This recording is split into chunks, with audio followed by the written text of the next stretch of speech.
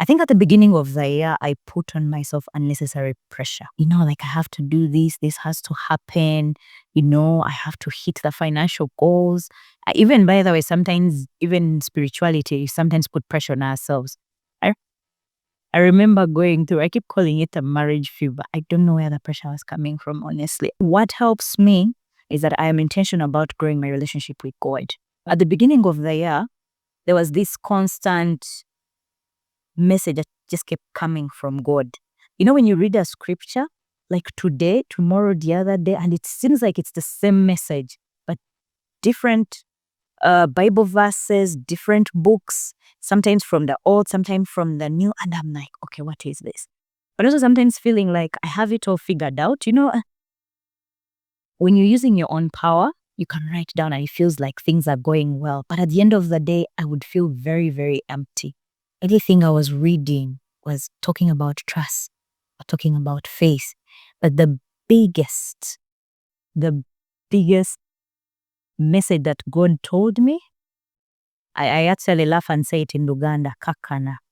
I am in control. Like, be still and know that I am God. That is Psalms 46:10. And I remember my heart, I relaxed and I got this peace, and I have been moving in that. One of the things I wrote in my quarterly goals at the beginning of the year had to do with paying for my sister fees and intentionally working out a budget and saving money so that I would be able to pay for her fees. Anything to do with my siblings is really a sore spot for me.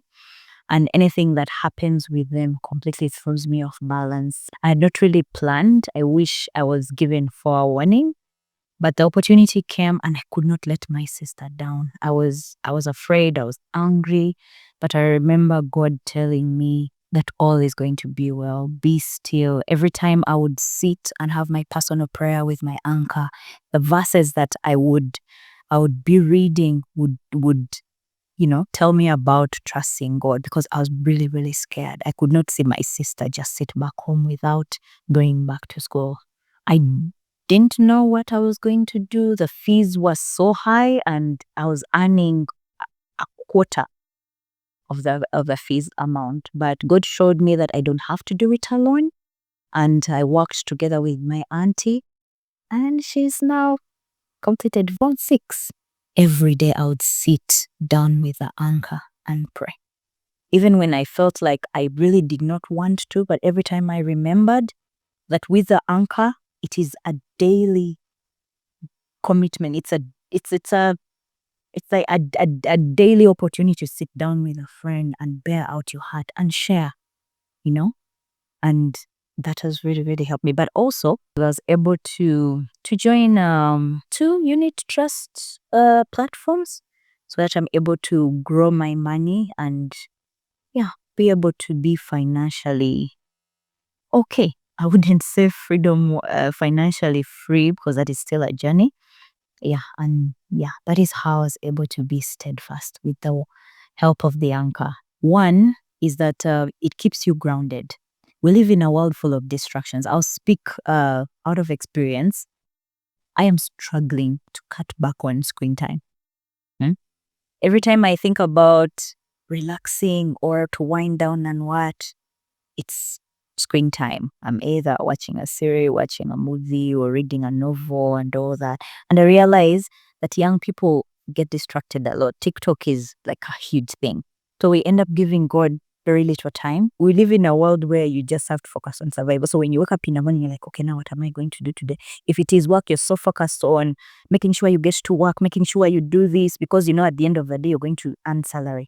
But the anchor pulls you back and says, pause, just have time with your creator. When I sit down and I write those goals at the beginning of a quarter, why am I writing them down? Is it out of obligation or to look nice? I actually wrote this goal, but am I actually achieving it? So it's also stopping to think, did you be able to really achieve this goal, or you're just writing for the sake of boasting out there? When it comes to looking for the reason why we were created on this earth, your purpose, you cannot look elsewhere other than to the person who created you. And how best than to first give that person, that creator, time to actually tell you what you're good at. I feel like every young person needs to have that experience. In a world where everything is going so fast, can you just pause and just have time with God? And it's not only, okay, read the Bible only, the word, because most people would be like, why do I have to read the Bible? Do you want to save money? For what? Write it down. That today, maybe let me find out about where I can invest my money, or where I can learn about saving. And you write it in the to-do list. Like it teaches you to be intentional about the different aspects of your life, starting with the goals you set in a quarter. Because it's categorized in, I like the fact that it's categorized in the spiritual, the emotional, even social.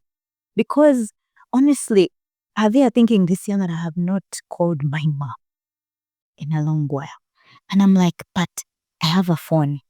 I earn money, so is it so hard to buy international bundles and call my mom? I have not called that because I'm not being intentional about it. So it doesn't only focus on spiritual, but it helps you to balance. If you want to grow a relationship, you can't say, let me do it once a week. It's amazing how you can read the same scripture. Every time, God speaks to you differently. You may realize something you've never read, but it's the same scripture. When I meet young people, when I'm doing like one-on-ones with them, when I'm teaching, I'm led. Sometimes I say things and I'm like, this was not me. This was God speaking through me. But I wouldn't have that level of groundedness if I was not in contact with my God each and every day. No matter which field you're working in, the anchor helps you. One of the things I liked with the anchor was to tick my to-do list. And it always made me feel like that sense of accomplishment, like I did something. Even something as lay my bed, I write it. I write it of like lay my bed.